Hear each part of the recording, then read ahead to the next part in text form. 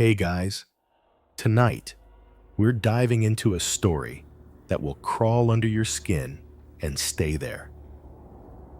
The rain is falling hard on the cracked stones of Magnolia Grove Cemetery, and you are standing in front of a small, unmarked grave.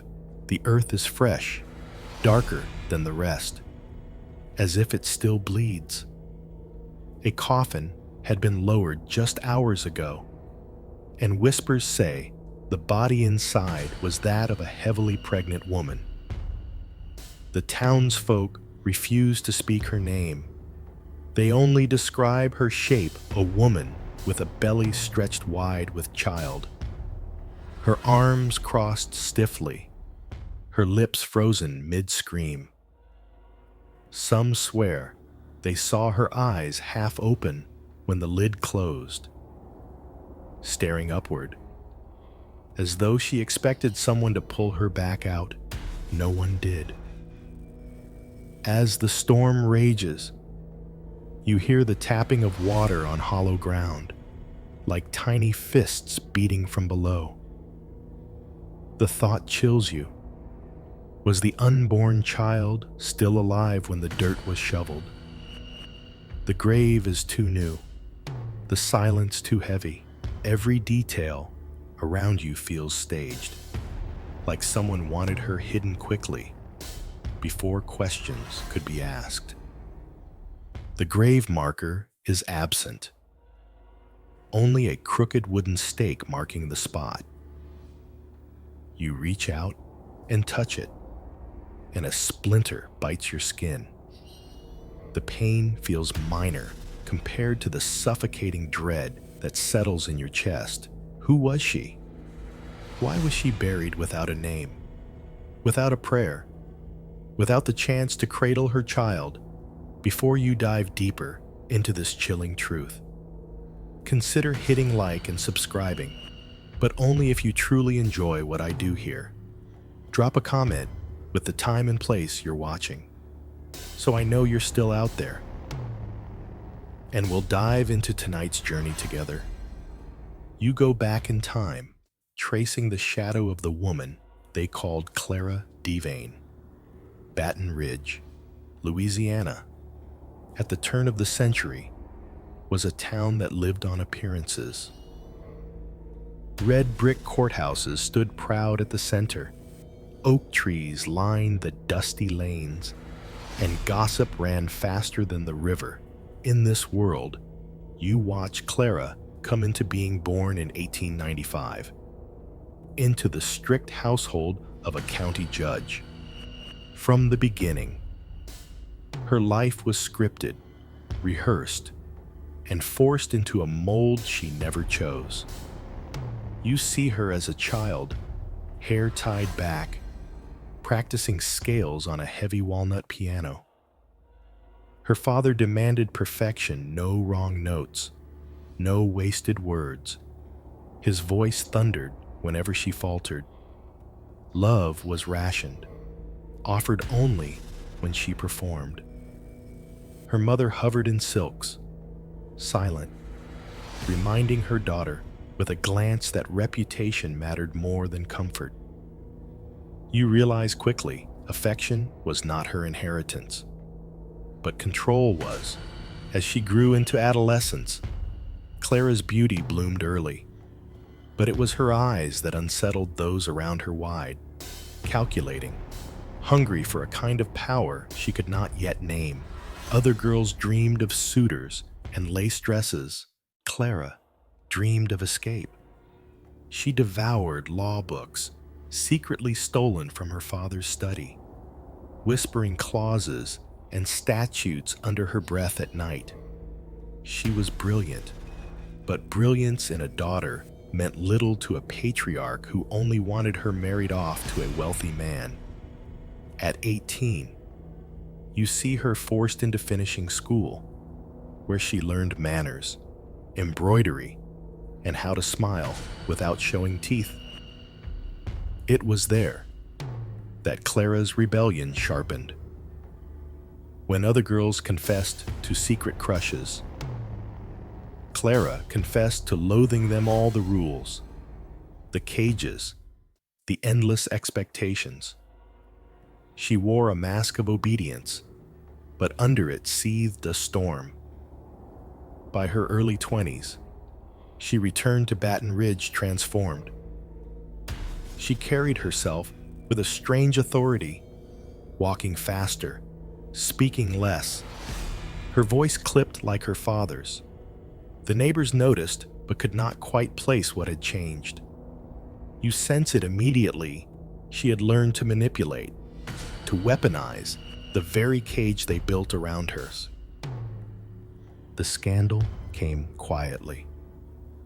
One spring evening, she disappeared for weeks, only to return with a belly that swelled against her corset. Whispers spread through the streets like wildfire. Who was the father? Why did she refuse to name him?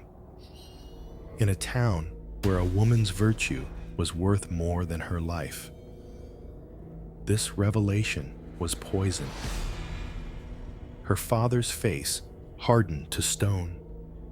Her mother turned away. And yet Clara did not flinch. Instead, she leaned into the gossip, carrying herself proudly, belly first, as if daring anyone to shame her. You notice how she used her condition like armor. When others averted their eyes, she stared them down. When neighbors whispered, she smiled faintly, as though holding a secret.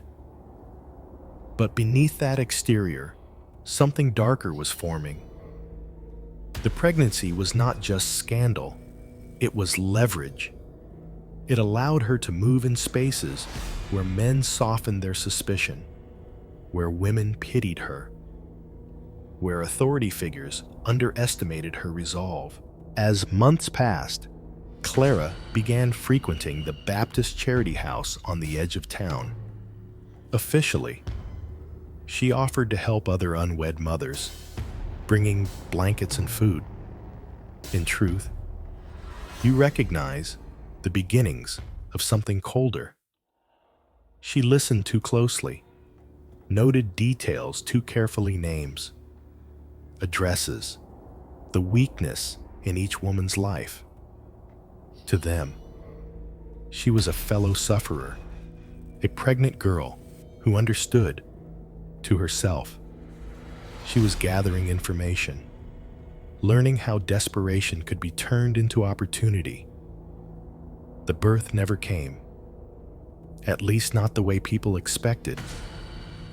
One night, after 9 months of visible swelling, Clara vanished again. Rumors claimed she lost the child in secret. Others said she buried it quietly under the magnolia trees on her father's land. When she reappeared, the belly was gone, but no baby was seen. The town looked away better to pretend it never happened than to ask questions that might implicate the judge's household. You, however, cannot look away. You see the cold flicker in her eyes sharpen after that. Something inside her had broken, or perhaps it had been set free. She spoke of the experience rarely, but when she did, it was in riddles. Some children are too weak for this world. She murmured once to a neighbor. Another time, she said, a woman with a child inside her is powerful until she isn't. Years rolled on, and Clara learned to wield the persona of the fallen woman with skill. She joined welfare committees, sat in parlors with doctors, and entered the records office with ease. People assumed she acted out of sympathy, drawn by her own tragedy. You know better. Her pregnancy, whether real or fabricated, had given her a mask she would wear for decades. Beneath it, she sharpened her ambition. By the time she reached 30, Clara had already infiltrated the Louisiana Children's Relief Society. There, her methods of persuasion were unmatched. Mothers trusted her. Judges signed papers she placed in front of them, and all the while, she maintained her image as a woman who once carried a child but never had the chance to cradle it. You see her now, standing at the window of her Baton Rouge home, looking out at the fog rolling over the cane fields. Her hands rest gently on her stomach, flat beneath her dress. She whispers something only she can hear, a lullaby without a child to receive it.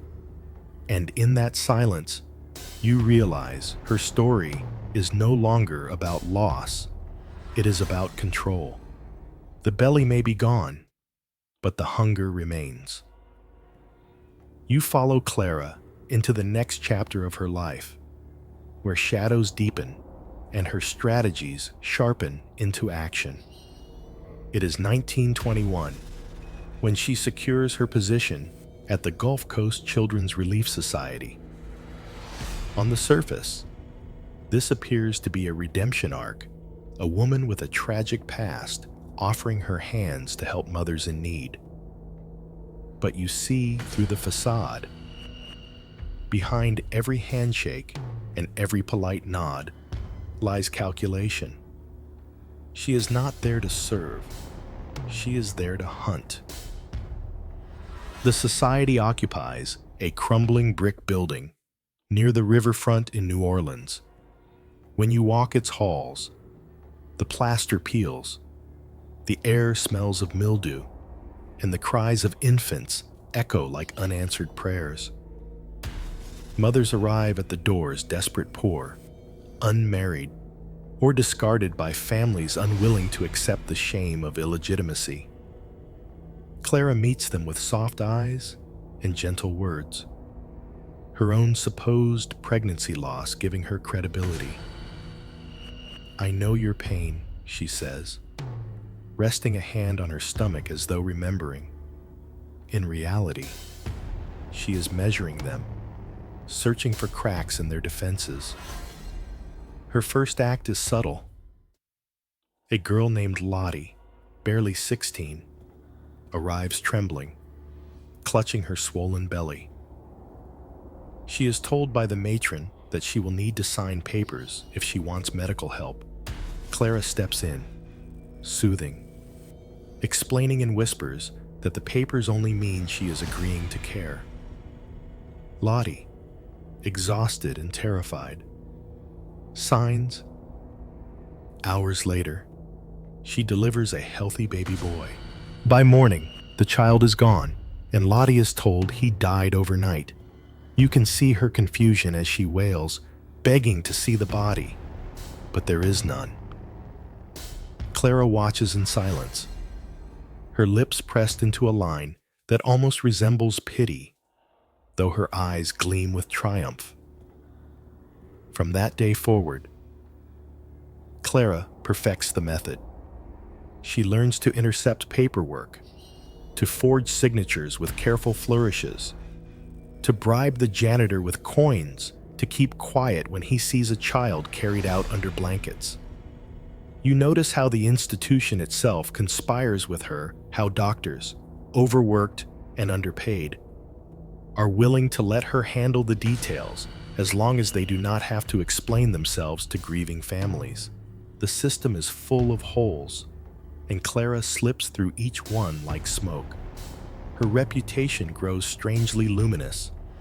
The newspapers print her name, praising her dedication to unfortunate women. The clergy mention her in sermons as an example of Christian service. But you hear the whispers. At night, young women claiming their babies vanished. Neighbors noticing carriages leaving at odd hours. Nurses muttering that records do not match.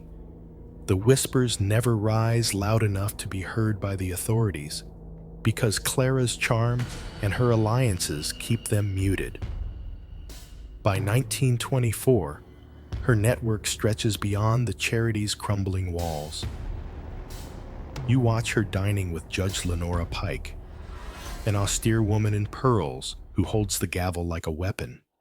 Pike, outwardly maternal, quietly approves every termination of parental rights that Clara requests. No hearings, no appeals, just a stroke of the pen, and a mother's claim to her child dissolves. In return, Clara offers loyalty and, perhaps, secrets the judge prefers buried. She also befriends a political boss named E.B. Harrow, whose influence covers the Gulf Coast like a shadow.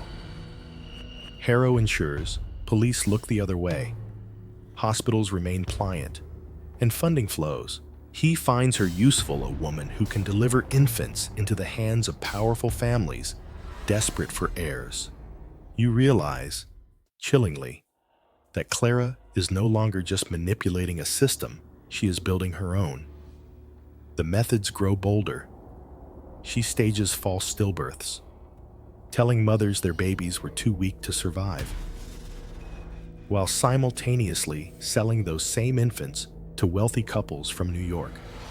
She arranges for nurses at St. Dymphna State Hospital to report names of unfit mothers, women institutionalized for melancholy, or simply for disobedience, whose children can be taken with no questions asked. Each transaction fattens her purse. Each adoption lined with donations that far exceed the legal fees. And always, she leans on her persona, the grieving mother, the woman who once carried life inside her and lost it. The belly is gone, yet she gestures toward it as if it remains, as if she carries a phantom child. That image disarms people.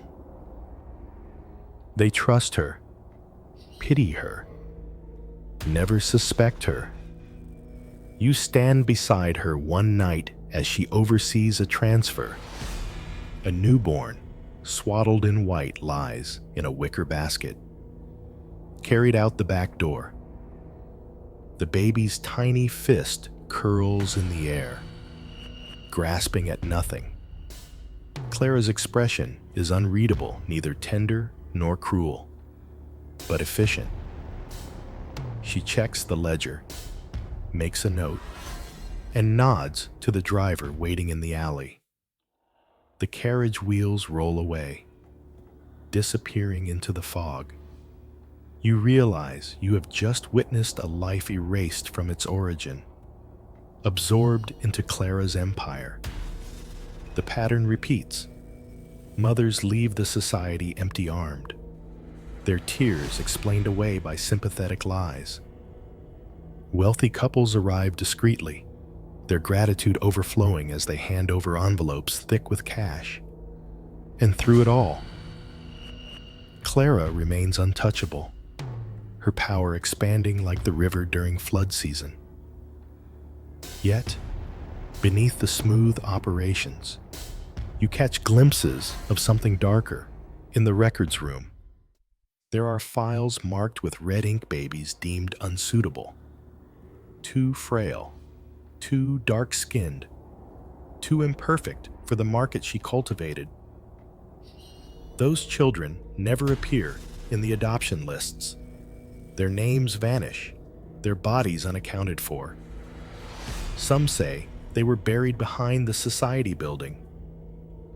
Others whisper about quick cremations at a complicit funeral home. The truth is scattered, hidden under layers of silence. And here, the dread tightens around you. It is no longer only about stolen infants, but about lives deemed unworthy, discarded like refuse. Clara walks past these absences without flinching, as if she has convinced herself they never mattered. Perhaps in her mind, only the profitable survive. By the late 1920s, the Gulf Coast Children's Relief Society is no longer a haven for the desperate. It is a machine Clara controls. Every intake, every discharge, Every vanished child runs through her hands. And though the city glitters with jazz and laughter outside, inside these walls, you hear only the echo of mothers crying for children they will never see again. And you, standing in the middle of it all, cannot shake the image Clara's hands resting on her stomach. A gesture that once meant life, but now signals something far more sinister. You watch as Clara's empire swells, not just in reach, but in appetite. By 1926, the operations have spread far beyond Baton Rouge and New Orleans. The Gulf Coast becomes her hunting ground. Every hospital and poorhouse a potential source of supply. The belly she once carried in scandal has become her most effective disguise. A phantom womb she still invokes whenever someone doubts her. To the world, she is the woman who knows suffering, who knows loss. To you, she is a predator cloaked in mourning. The escalation begins in the hospitals. At St.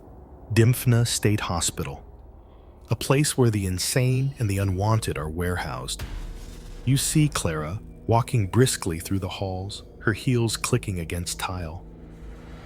She is greeted with nods of respect from the nurses, many of whom are already on her payroll. One night, a young woman named Margaret, admitted for nervous exhaustion, gives birth in a darkened ward. The child is whisked away before Margaret even regains consciousness. When she wakes, the doctor mutters, "The baby didn't make it." She sobs, clutching her belly. Clara is already halfway out the door with the infant bundled in her arms, the name erased before it was ever written. This is not an isolated act. It is a system. You see the pattern harden like stone. Each birth becomes an opportunity. Each vulnerable woman a stepping stone. Babies are transported in the dead of night, tucked into baskets beneath quilts, driven out in carriages to waiting trains. Adoption files multiply, but the records are doctored signatures forged, birth dates changed, parents renamed. Mothers searching for answers are met with cold denial. There is no record.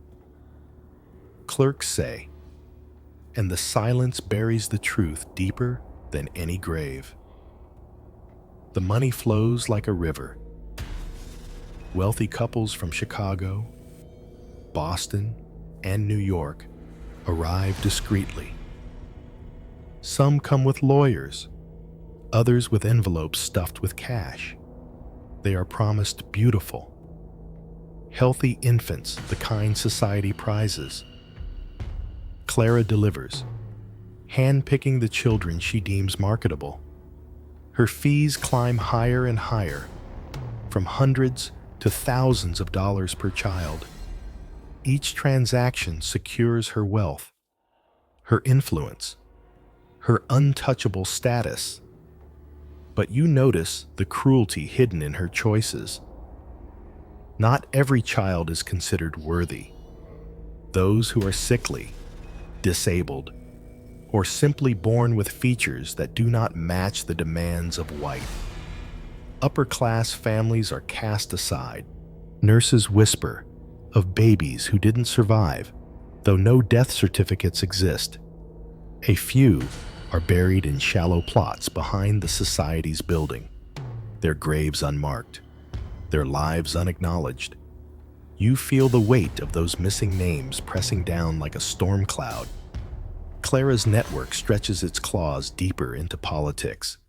Judge Pike continues to rubber stamp her petitions, terminating parental rights with the stroke of a pen. Police, bribed by Harrow's machine, dismiss complaints as hysteria or misunderstanding. Even clergy who hear whispers in confessionals choose silence after donations arrive in their collection boxes. The corruption forms a circle around Clara, shielding her like a fortress. And still, she escalates further. You witness a scene in which she raffles off a baby at a charity event, smiling as wealthy patrons bid for a chance to win a child. The crowd laughs, clinking glasses of champagne, while a newborn lies on display as if it were a prize pig at the county fair. Your stomach knots with horror, but Clara beams, her hand resting once again on her abdomen, reminding the audience of her tragic past. They cheer her as a saint. By the 1930s, the machine runs at full speed. Records suggest over 100 children vanish through her operation each year, though you know the true number is higher. Families from Hollywood to Wall Street sing her praises, writing letters of gratitude for the beautiful infants she provides. The darker truth that those babies were stolen, that their mothers were lied to, never reaches their ears. You feel the escalation not only in numbers, but in boldness. Clara no longer bothers to hide. She rides through the city in new automobiles, vacations in coastal villas, and dines in expensive restaurants. The irony stings her fortune, her comfort, her power are all built on the cries of children who never knew their mother's arms. And yet, for all the grandeur, you catch moments of unease. In her office, late at night, Clara sits alone with her ledgers. Her hand drifts to her stomach unconsciously, as though feeling the weight of the pregnancy she once flaunted. Perhaps it is guilt. Perhaps it is habit. Either way, it chills you. Her entire empire is founded on that image, the grieving, expectant mother who lost everything. She wears it like a crown, but when the office is dark and silent, you sense it slips into something closer to a curse. The bodies begin to surface quietly, discreetly. A cemetery worker reports finding multiple infant coffins in a plot purchased under Clara's name. A funeral home employee whispers about cremations ordered without paperwork. These murmurs circulate, but each time they rise too high, they are smothered by her protectors. It is as if the city itself has decided it cannot afford to see the truth. For you, however, there is no looking away. You walk the halls of the society, past empty cribs, past ledger books with missing pages, past mothers weeping in waiting rooms. You watch as Clara, dressed immaculately in black silk, enters and leaves, her reputation untarnished, her empire expanding. And you realize something dreadful. This is not the height of her power. It is only the beginning. The escalation is relentless. Each stolen child adds to the body count of the forgotten. Each forged document cements her place higher in society, and each passing year makes it harder for anyone to challenge her. By the end of the decade, Clara is untouchable. And you know, if no one stops her, the cries that haunt the walls of the Relief Society will multiply until they drown out every whisper of truth left in Baton Rouge. You arrive at the point where suspicion begins to stir, though never loud enough to break Clara's hold. The investigation, if you can call it that, starts not with the police, but with whispers that refuse to die. A nurse at St. Dymphna confides to her cousin that records are being falsified. A cemetery worker claims to have buried far too many infants for one institution. These murmurs slip into taverns, kitchens, and church pews, but when they reach the ears of authority, They vanish like smoke. You watch the first official attempt unfold in 1932. A county clerk named Henry Delmar notices a series of adoption papers missing signatures. He requests clarification from Judge Pike, only to be told in cold tones that all is in order. When he persists, Clara herself visits him. You see her glide into his office, draped in black lace, her voice honeyed, her hands folded delicately over her lap, as if she still carried the weight of a child. Within days, Henry retracts his inquiries, claiming he must have misread the files. Weeks later, he quietly resigns and disappears from public life. The pattern becomes clear. Anyone who presses too close either withdraws or vanishes. Still, the rumors accumulate. Mothers claim their babies were taken without consent, but when investigators knock on doors, those mothers suddenly refuse to speak. You can see their fear eyes darting to windows, voices shaking. They know the cost of defying Clara's machine. Police, when confronted, dismiss the complaints as hysteria. Poor women often lose their babies. They mutter, "It is nature's way." You know it is not nature, it is theft dressed as tragedy. Evidence is slippery. Birth ledgers are found with entire pages torn out. Hospital files show infants recorded as stillborn on the very same day adoptive families sign contracts.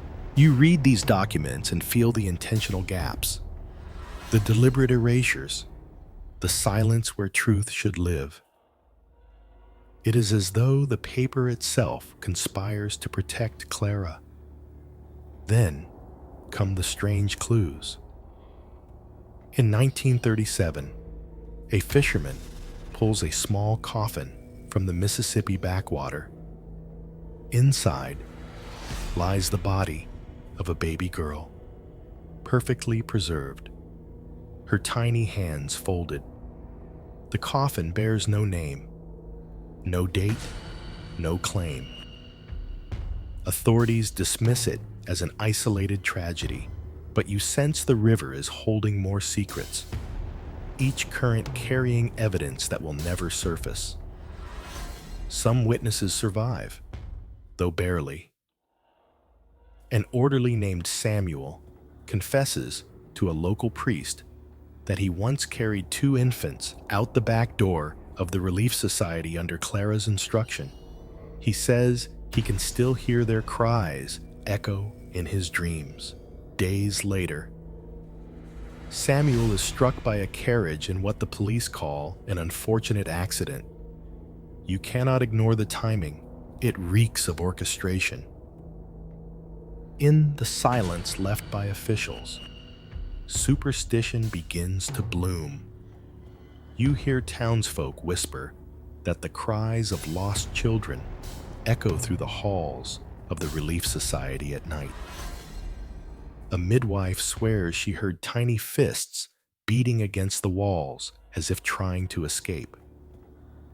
Others claim to see shadows of small figures in the fog near Magnolia Grove Cemetery, their faces blurred but their eyes wide and accusing.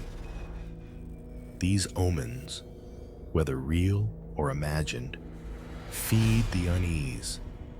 They are the only voices that cannot be silenced. By 1940, a young reporter named Thomas Gray attempts to break the story.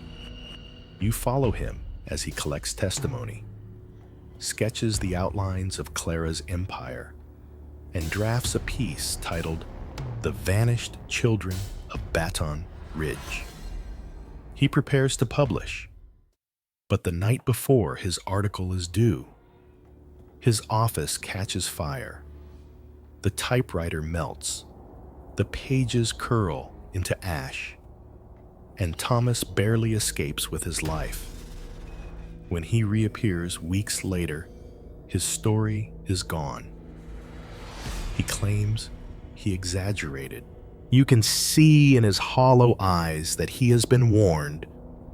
The official investigation stalls, buried beneath layers of denial and complicity. Police reports contradict each other. Some mention abnormal infant mortality. Others insist no irregularities observed. Testimonies from grieving mothers are labeled unreliable due to emotional distress. The system bends itself backward to protect Clara. Each failure, another nail in the coffin of justice. Yet the unease grows unbearable. In 1945, townspeople gather outside the Relief Society after hearing screams one night. They pound on the doors, demanding answers. When the matron finally opens, the building is quiet, the cribs empty. Clara appears at the top of the stairs, calm and composed, her hand resting lightly on her stomach as though soothing a phantom child. She assures the crowd all is well, that the children are safe with their new families. The mob disperses, ashamed of their outburst. But you feel the chill in the air. The way the silence afterward feels too perfect, too rehearsed. By now, the investigation has become a ghost story. Records vanish, witnesses die, officials turn blind. The only evidence that remains is intangible, the sobs of mothers, the echoes in dark corridors, the visions that haunt anyone who dares to look too closely. You walk through the Relief Society at night, your lantern casting long shadows, and you swear you hear the faintest cries, soft, muffled, as if coming from beneath the floorboards. You kneel, ear pressed to the ground, but when you pry the boards open, there is nothing, only darkness staring back. Still, the dread persists. Something is terribly wrong, and everyone knows it, even if they refuse to say it aloud. The investigation should expose truth, but instead, it deepens the mystery. Each failed attempt leaves you with the same gnawing realization: Clara is too powerful, her mask too convincing, her network too deeply rooted. And as you close another empty file, as you watch another grieving mother walk away unanswered, you feel the truth tighten around you like a noose. The investigation is not uncovering Clara's crimes, it is burying them. You reach the point where the veil finally begins to tear. For decades, Clara has thrived under shadows, but shadows cannot conceal everything forever. By 1949, whispers of corruption reach the new governor's ears, a man not bound to the old alliances that once protected her. You follow the trail as auditors arrive at the Gulf Coast Children's Relief Society, armed with ledgers and sharpened eyes for the first time. Clara feels the press of scrutiny. In the dim basement of Riverside Hall, you stand beside an investigator who pries open locked cabinets. Dust swirls in the lantern light, but beneath the grime lies a collection of files, thousands of them, many altered, some incomplete. They discover adoption records with prices scrawled in margins, far higher than the legal fee of $7. $10,000 for one child, $12,000 for another.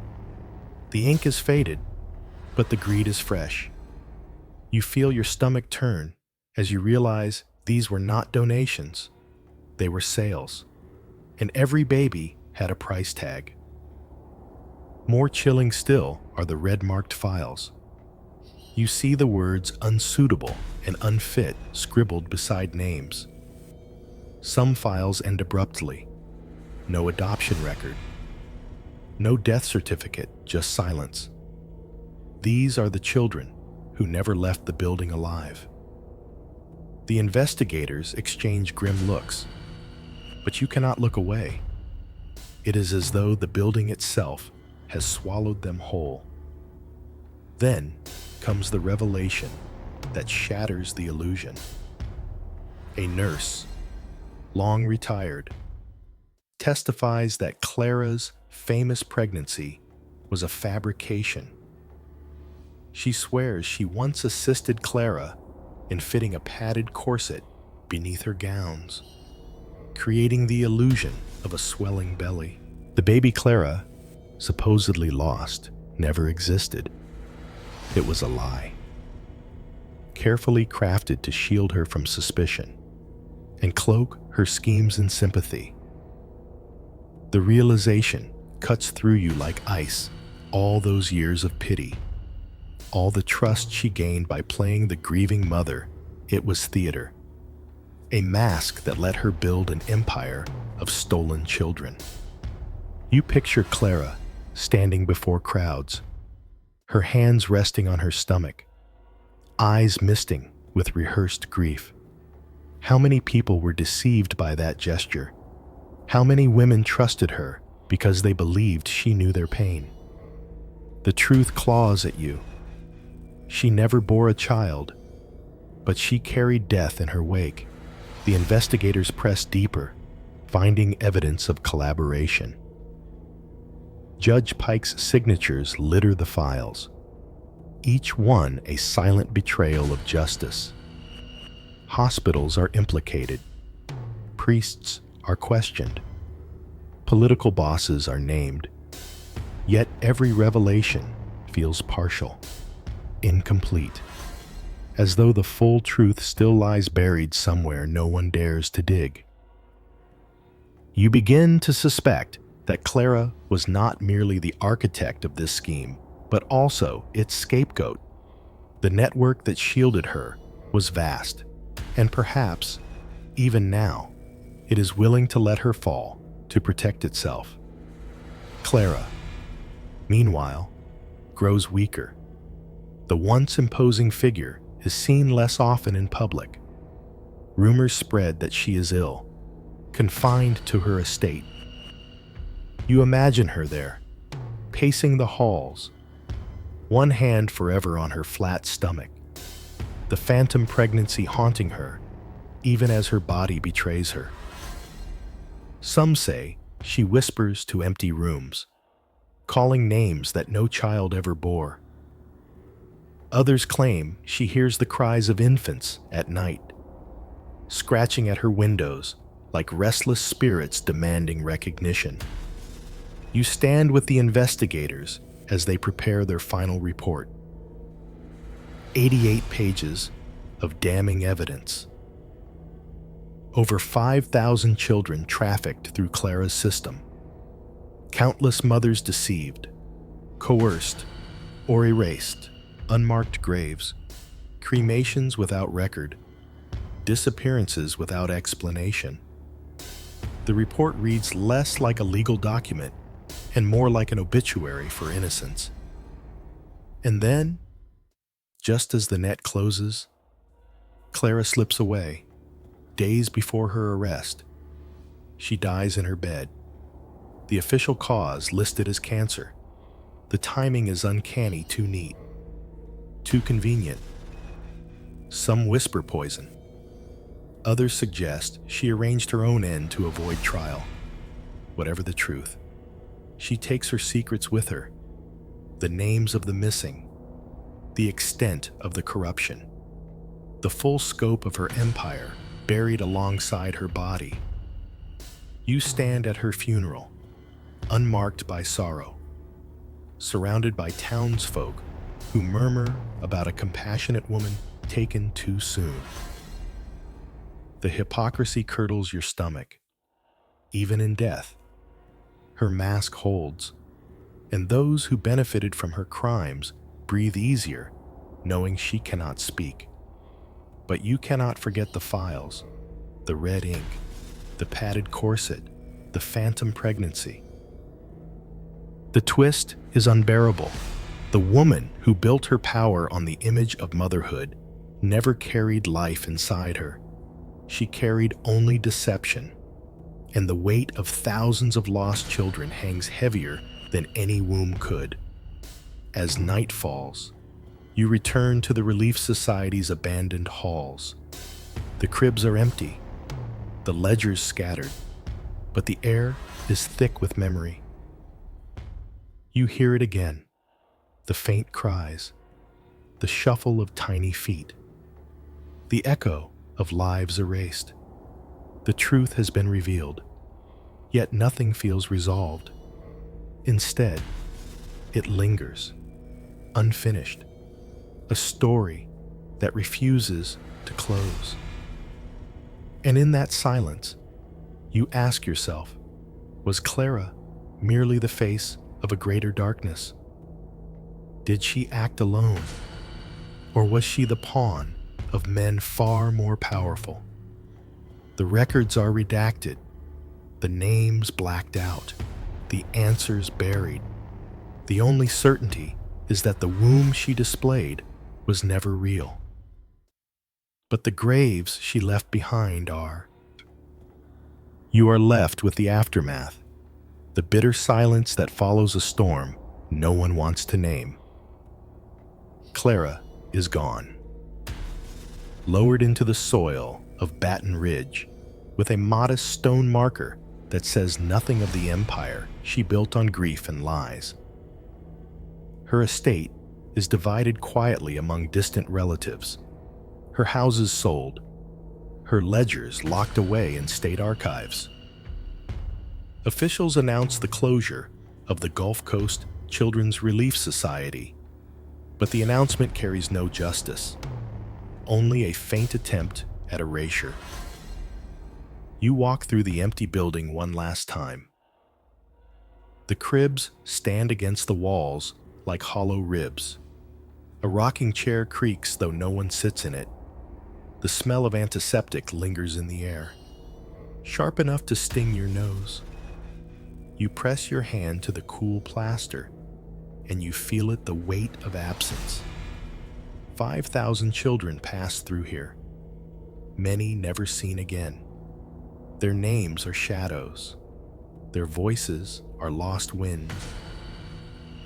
Their mothers' tears stain the earth outside Magnolia Grove, where unmarked plots bloom with weeds.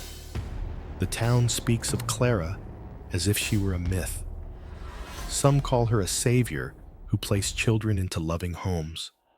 Others whisper the truth, but never above a hush, afraid the walls still listen. Generations grow up with no knowledge of where they truly came from, their roots clipped and burned by a woman who never bore a child herself. You know that absence echoes down bloodlines like a curse, and yet nothing changes. Judge Pike retires with honors. Harrow's political machine continues to grind, and the clergy preach forgiveness without ever naming sins. No one is tried. No one is punished. The system folds itself neatly, as if the horror never happened. Only the survivors remember the adults who grew up adopted under forged names, the mothers who carried empty arms to their graves. You stand once more at Magnolia Grove, before the crooked markers where rumor says the smallest coffins were laid. Rain taps the ground. The same sound you heard at the beginning. It is as if time has circled back, daring you to listen harder. The wind shifts, and for a moment you swear you hear it again. Faint cries, muffled fists beating from below. The restless pleading of children who never had a chance. And now, the question presses against you like cold iron. What if the blood in your veins carries one of their erased names? What if your family tree hides a branch cut off by Clara's hand? Would you dare to search your records at midnight, knowing what truths might surface if this story unsettled you? Remember, this channel thrives on uncovering the darkness history tried to bury. Before you leave, hit like, subscribe, and share this video so others know what you now know. Drop a comment telling me where and when you're watching, so I know you're still out there, listening in the dark with me.